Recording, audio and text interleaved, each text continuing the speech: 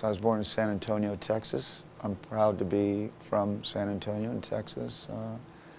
I think that the fact that I don't sound anything like anybody else in Texas is what Texas music is all about, you know?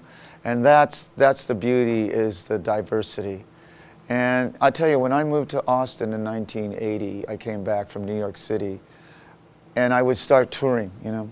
Especially when I went off on my own after the True Believers and everything, you know, the True Believers especially. But we'd go out and people would say, well, what's the deal with Austin, you know? Why does everyone love Austin so much? And it really was because the people were so amazingly supportive of music.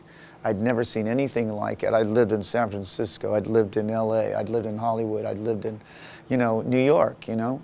There was nothing like it, you know? And I think to this day, everyone, you know, you'll hear people complaining about the growth and what's become of the music scene here with the different festivals and such. But, you know, it's basically the same town I remember, you know.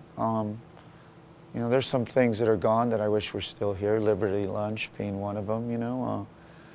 But it's still the same town, and I think the same attitude pervades still to this day, you know. It's like, you know, you got Spoon, you've got, you know, Fastball, you've got Willie Nelson, you've got Billy Joe Shaver, you've got, you know, it goes on, you know, from Sarah Jarosz to this and that and this and that. I mean, it's all over the place, you know, great punk bands, the Riverboat Gamblers and bands like that, you know.